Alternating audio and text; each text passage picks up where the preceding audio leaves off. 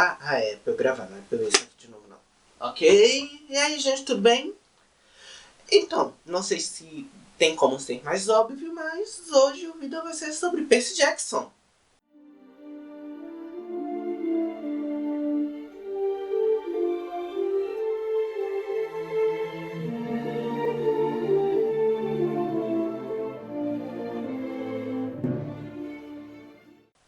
Bem, na verdade não vai ser necessariamente sobre Percy Jackson. Vai ser sobre todo o universo contido nesses livros. Porque, é sério, é muita coisa. Antes de tudo, tenho que especificar o quão genial foi o escritor Rick Jordan. Porque ele simplesmente trouxe todo o contexto clássico e mitológico para os dias atuais de uma forma cativante que conquistou leitores pelo mundo inteiro. E a forma como ele fez isso foi muito inteligente.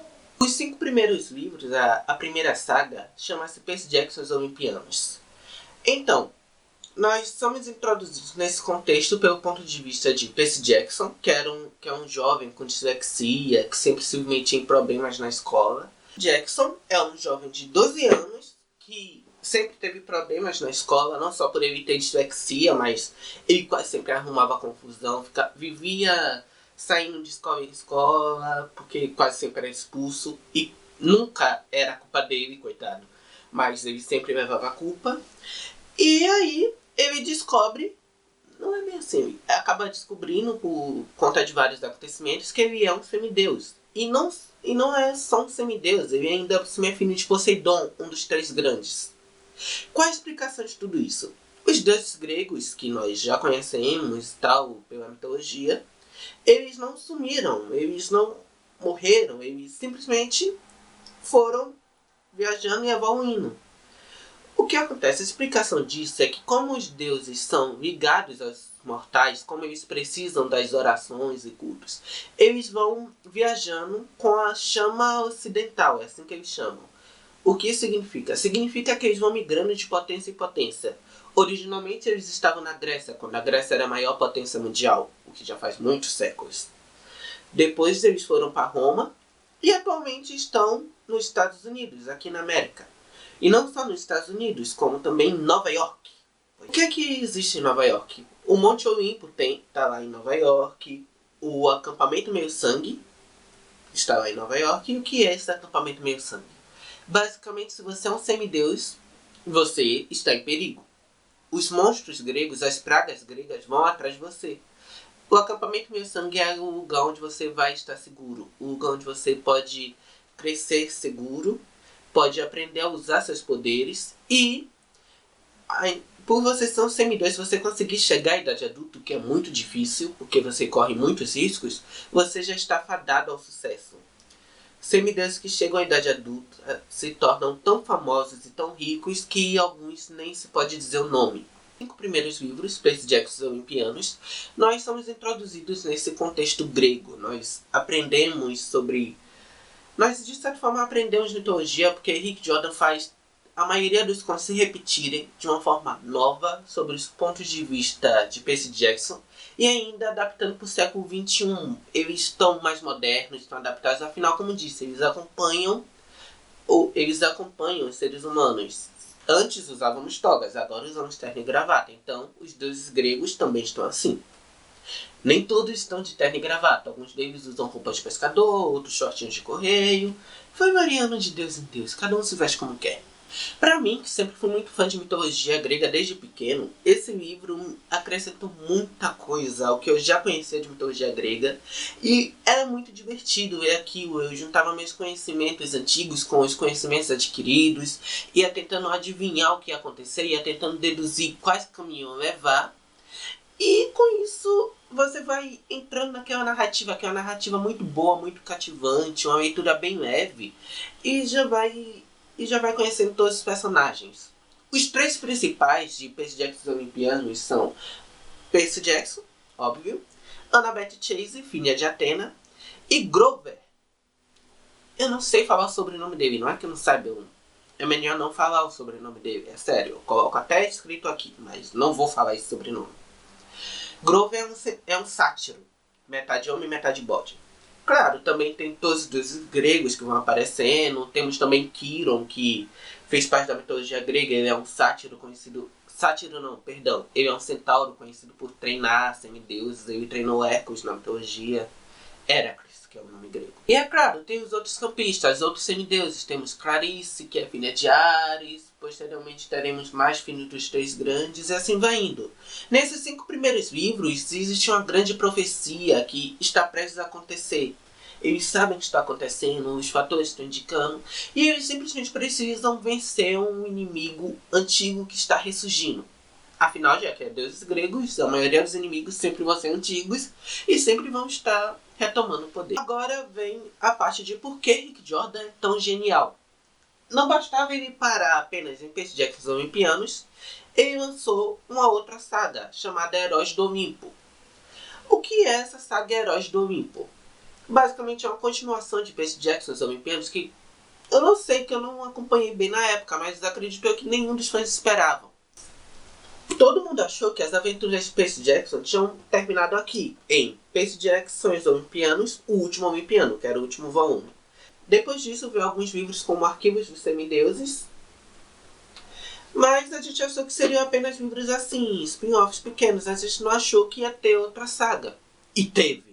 O primeiro volume de Heróis do Olimpo tem o Herói Perdido. Nós somos mais uma vez jogados no acampamento Meio-Sangue, só que dessa vez pelo ponto de vista de um semideus desmemoriado que não faz ideia de quem é. E aí que entra a surpresa.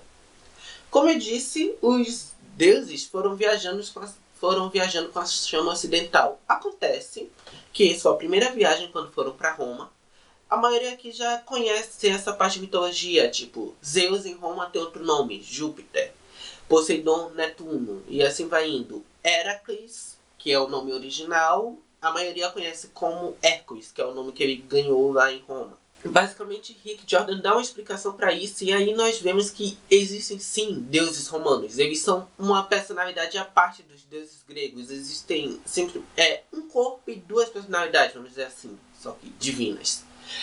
E aí nós somos introduzidos em outro contexto, outra guerra, outra história, outra profecia. Por quê? Porque agora os deuses gregos estão em conflito com eles mesmos, e enquanto isso, o mal ainda pior, o mal ancestral a eles está prestes a ressurgir. E aí temos Jason e Percy, romano e grego, os dois memoriados e os dois em seus outros acampamentos.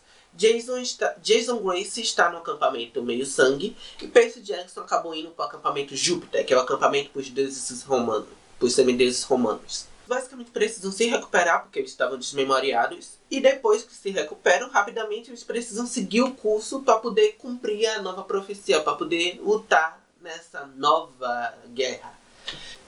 Ele lançou ainda a trilogia As Crônicas dos Kenney, que conta a história de mitologia egípcia. Não são semideuses egípcios, são magos egípcios que conseguem invocar poderes dos deuses egípcios e fazer coisas bem bacanas. Tudo no século XXI. E ainda por cima é spin-off de Percy Jackson, porque dá pra você ver que se passa na mesma realidade, no mesmo contexto. Tanto que chega a ter referências uns dos outros, e já teve até crossover entre os dois que foi lançados em e-book. Percy Jackson encontrou com Carter Kenney e Annabeth Chase encontrou com Sadie Kenney. Muito massa isso. Bastasse Percy Jackson Olimpianos, Heróis do Olimpo e ainda por cima as Crônicas dos Kenney, nós ainda somos trazidos para uma nova realidade.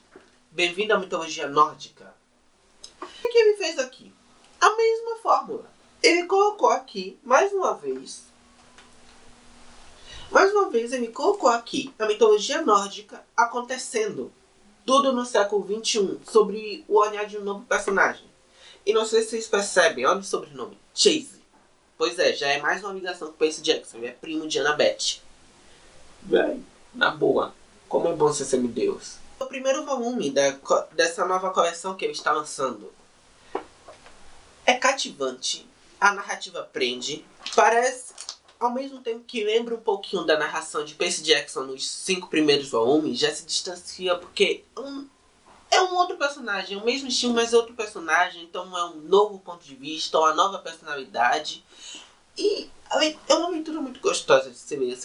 Você fica muito ansioso para saber o que está acontecendo. Uma narrativa fácil, envolvente. E, na boa, não tem como não se cativar com os personagens de Rick Jordan. Todos eles, desde Percy Jackson Olimpianos, passando por Heróis do Olimpo, indo para as Crônicas dos Kane, finalizando aqui. Simplesmente ele consegue criar vários personagens cativantes e não tem como você não se apaixonar e não torcer para que eles não morram. Alguns não morrem. Eu ainda não superei algumas mortes, desculpa aqui, gente. Temos também em Oráculo Perdido. O que aconteceu? Depois do último volume de Heróis do Olimpo, cujo nome era O Sangue do Olimpo, cheguei a ver textões de amigos e colegas meus dizendo: pô, Percy Jackson me envolveu tanto, eu aguentei o final de Harry Potter e agora tô vendo isso terminar. Não acredito que Percy Jackson está acabando, eu não vou mais conseguir sobreviver. Não está acabando.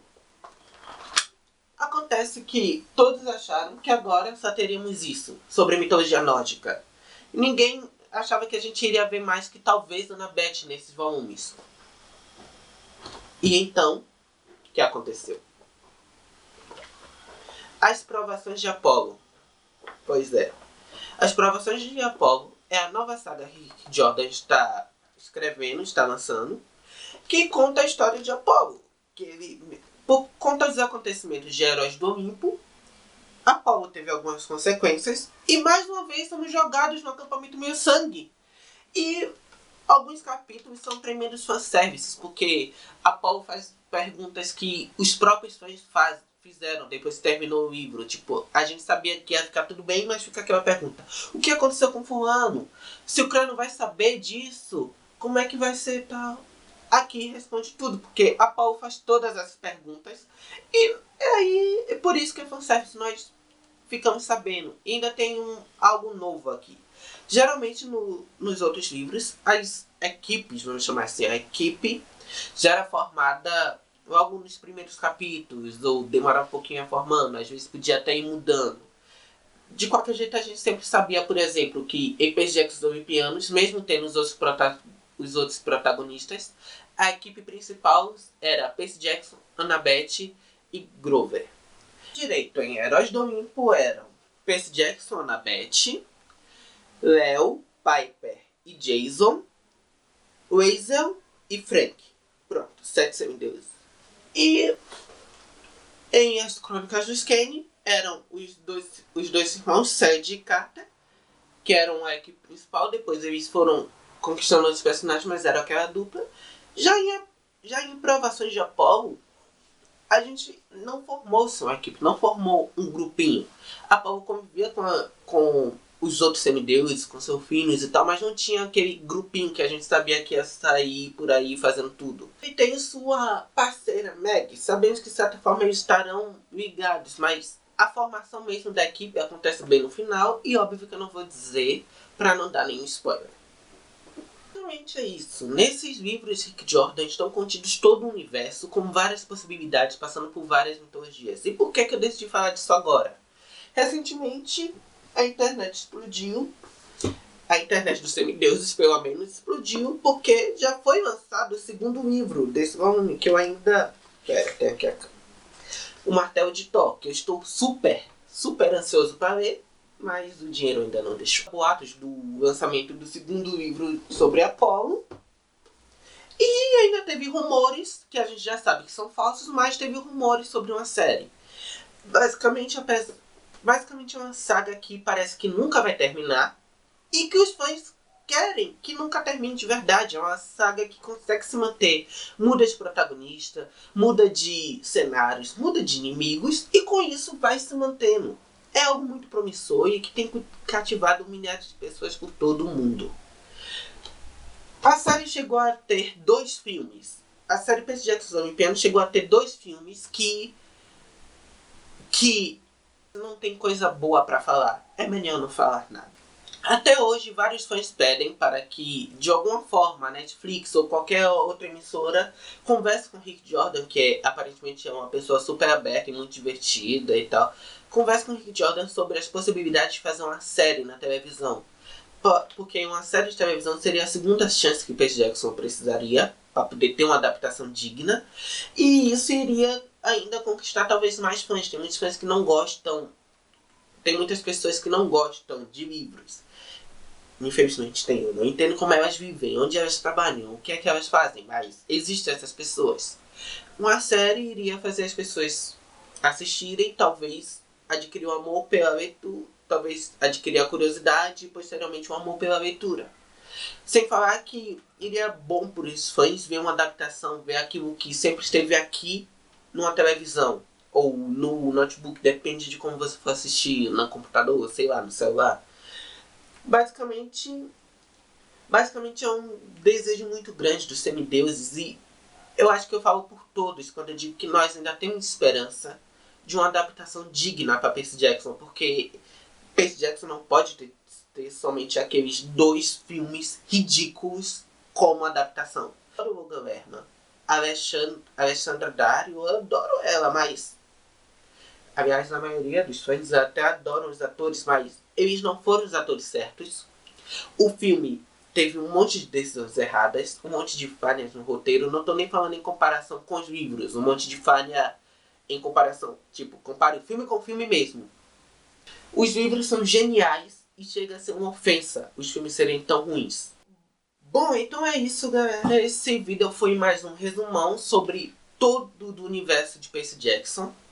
O que acontece? Como eu disse, é um universo muito rico. Se você gosta de mitologia grega, se você gosta de história, você vai amar ser introduzido nesse novo mundo que consegue trazer as coisas antigas para o presente. Você vai desejar ser um semideus, você vai desejar estar no acampamento meio sangue.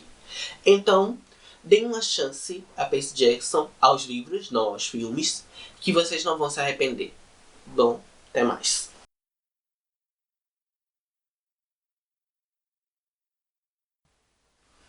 Olá, gente, tudo bem? Sou eu de novo. Como já sabem, essa é aquela ceninha depois do vídeo. Meu amigo não quer que eu chame cena pós-crédito, porque não tem crédito.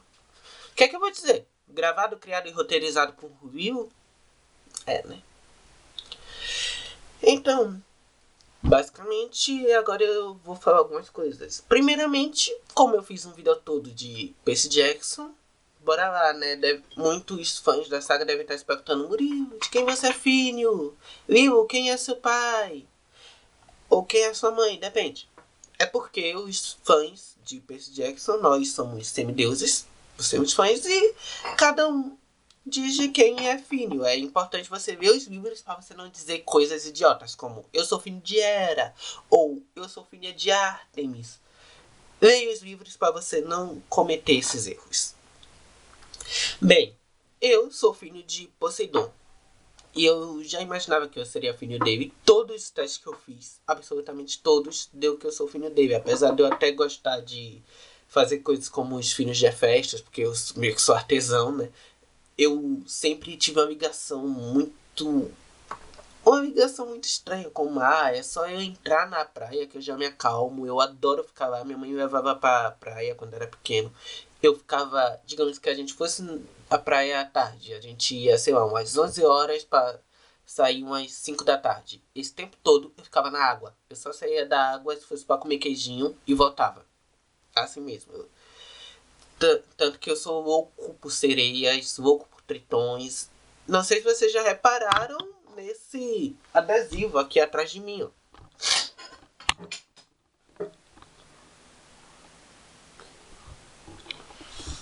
Minha tia que me deu ele de presente. E porque ela sabe quanto eu adoro sereias. Então, basicamente, eu sou mesmo filho de Poseidon. Mas, se você...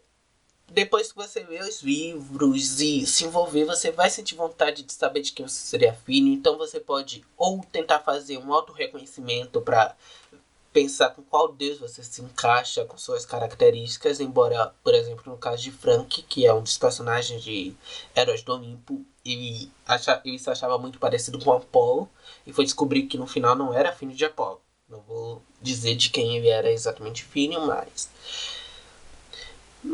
é bacana você entrar nesse mundo e tentar de cabeça ser um semideus. Descubra de quem você é filho e vá o mais rápido possível à procura de um sátiro porque logo logo os monstros vão atrás de você. Quanto mais rápido você se proteger no acampamento meio sangue, mais fácil vai ser você chegar à idade adulta. Então, até mais.